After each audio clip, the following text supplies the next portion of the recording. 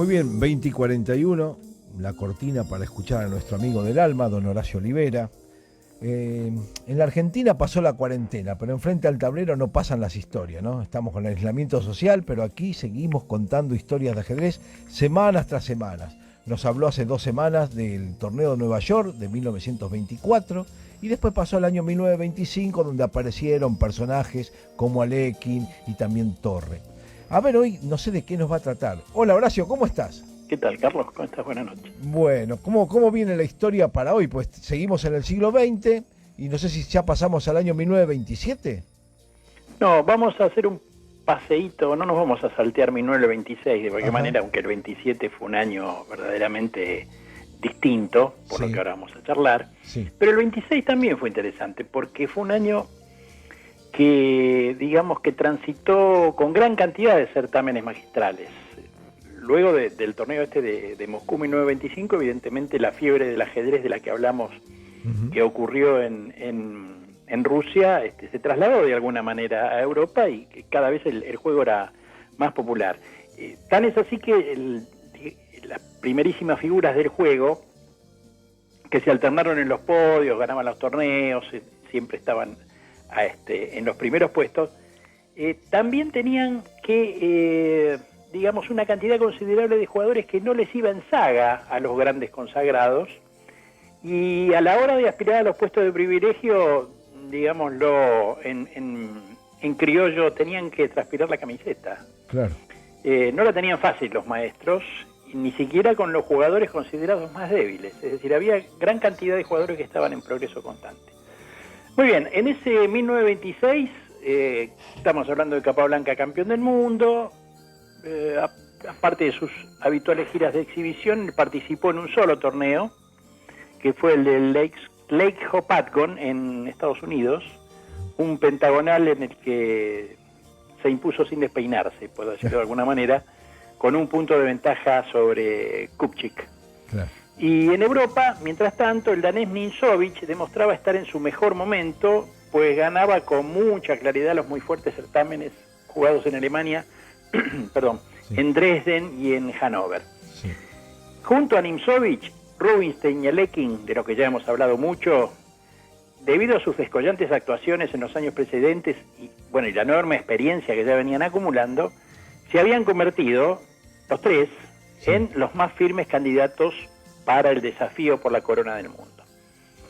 A comienzos de 1927, ese año clave en el ajedrez mundial, los organizadores del Gran Torneo de New York 1924 que nombraste recién, reeditaron el torneo. Sí. Era una versión diferente, porque si bien lo hicieron de una manera más acotada en cuanto a cantidad de participantes, ello no fue mengua de la calidad de la competencia y de los participantes que estuvieron presentes.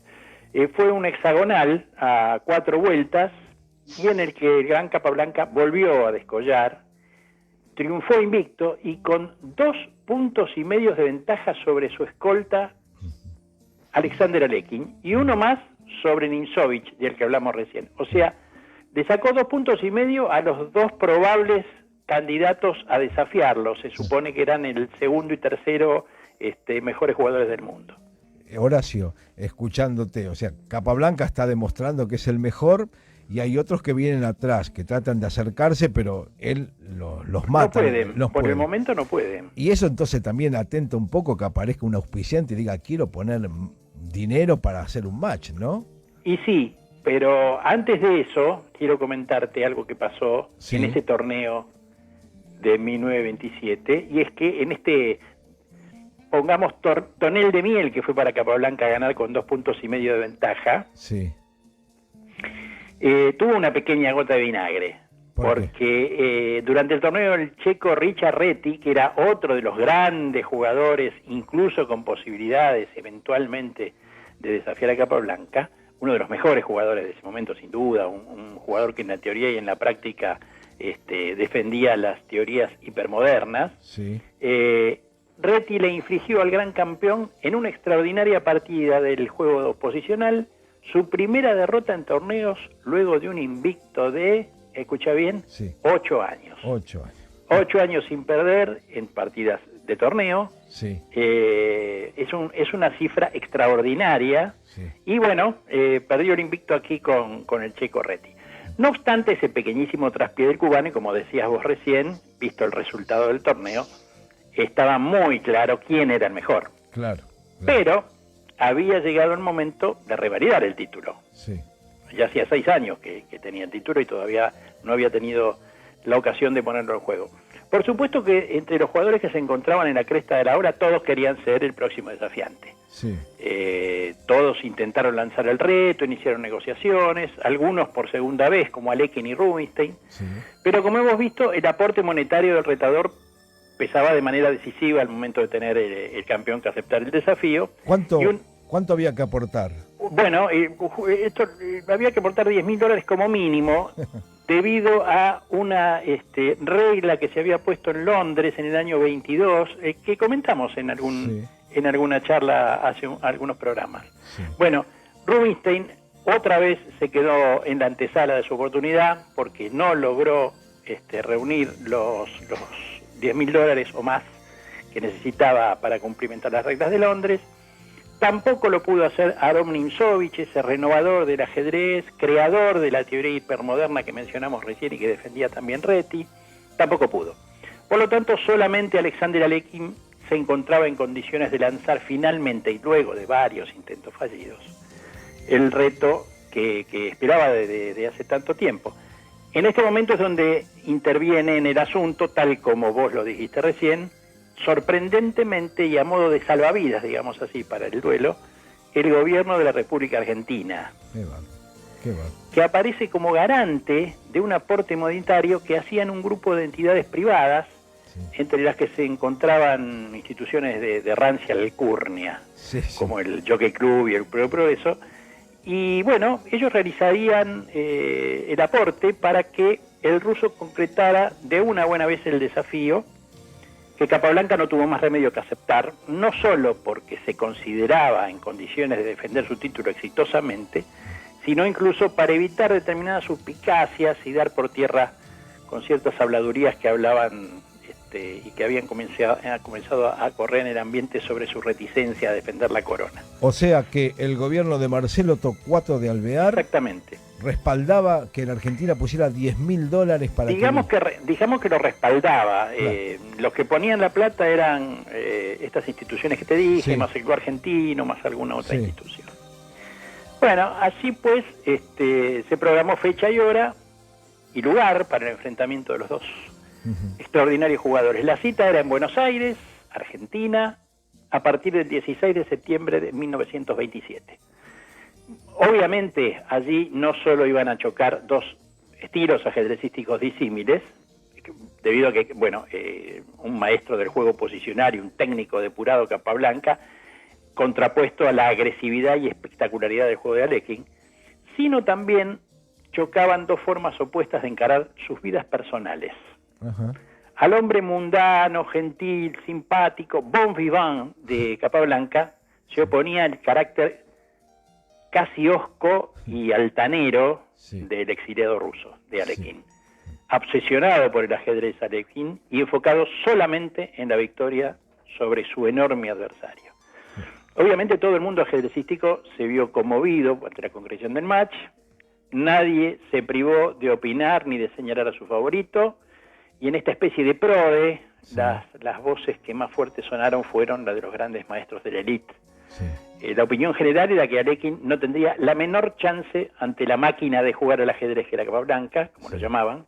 Sí. Y hasta se llegó a pronosticar no solamente el triunfo de Capablanca, sino que además que Alekhine no podría ni ganar una sola partida, como dijo Rudolf Spielmann, uno de los mejores jugadores de la época. Y si Horacio Olivera hubiera estado en 1927 en Buenos Aires, ¿para quién iba a hinchar?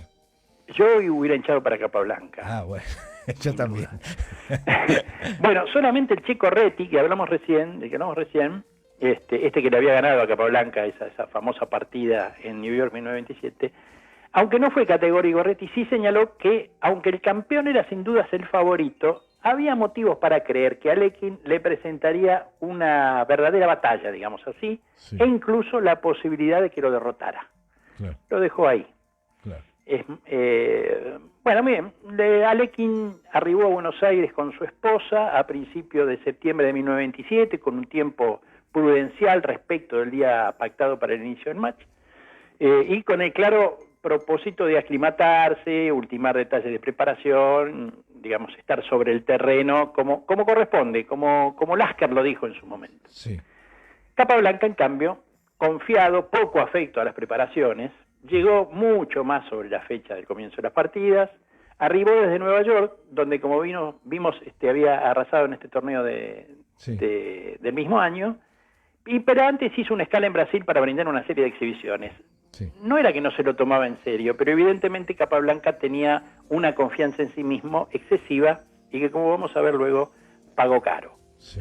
Todo estaba listo, pues, para que el gran evento ajedrecístico de la primera mitad del siglo XX diera comienzo. Una lucha de dos titanes de la que nuestro país tuvo el privilegio de ser anfitrión. Mira. Ahora, para despedirme, Carlos, Sí. te voy a dejar a vos que cuentes una anécdota linda de los prolegómenos del match, porque la conoces muy bien, la contás muy bien y sé que te gusta mucho. Bueno, está un poco vinculada justamente con estos dos personajes. Exacto. El doctor Alekhine era uno de los grandes ajedrecistas supersticiosos que había en la historia de este juego, ¿no? Era muy conocido su amor por los gatos, siempre estaba con dos gatos encima, los paseaba, que estaban bautizados como Lovedag y Chess. Y cuando algún rival, él sabía que le molestaba que fuera con gatos, entonces no los podía llevar, utilizaba un suéter con una imagen de un gato estampado. Era muy bravo Alekhine. Y este hombre, que era muy rebuscado y que tenía mucho sentido hacia las cábalas, aquel 16 de septiembre de 1927, el día del comienzo de la primera partida, tomó en su rutina de traslado de ir a pie desde el Hotel Majesty, donde él estaba alojado, ahí en la calle Avenida de Mayo y Uruguay, hasta la sala del juego. El club argentino estaba en la calle Carlos Pellegrini, 449. Hoy ahí hay una gran juguetería. Enfrente al club no estaba el obelisco, todavía no lo habían construido. Estaba la iglesia San Nicolás de Bari. Durante la caminata de Alekhine por la Avenida de Mayo y que después dobló por Suipacha, al cruzar la calle Rivadavia, observó un resplandor sobre los adoquines. Comprobó de qué se trataba, consiguió algunas hojas de un diario y envolvió el objeto. Lo que se encontró era una herradura perdida, seguramente por algún caballo mal herrado de la época. Alekhine solamente se limitó a decir: «Me estabas esperando». Continuó su marcha, llegó al lugar de juego, le entregó el envoltorio con el herraje, ¿no?, al árbitro, el doctor Querencio, y se sentó en la mesa como dispuesto a jugar. Vale mencionar que hasta ese momento, antes de comenzar el match, Alekhine y Capablanca habían jugado 12 veces, con 7 empates y 5 victorias para Capablanca. Sin embargo, creer o reventar, no creo en las brujas, pero que las hay, ese día Alekhine derrotó por primera vez en su carrera a Capablanca. Me estás dejando sin artículo para el... No, justamente. Y lo que va a pasar 3 meses después, lo dejo para la semana próxima, cuando nuestro amigo Horacio Olivera seguramente retornará con lo que sucedió en ese histórico match que se jugó en Buenos Aires hace ya tantos años, Horacio. Un abrazo, Carlito, nos vemos el viernes. No me contaste quién te gustaba de James Bond, porque acá Andrés dijo que le gustaba Simón Templar. ¿Hubo otro James Bond que no fuera Sean Connery? Bueno, ¿ves? No, perdón, no estaba. Redobló la apuesta, hombre, muy bien. Bueno, un abrazo grande, Horacio. Abrazo. Chao, querido. Chao.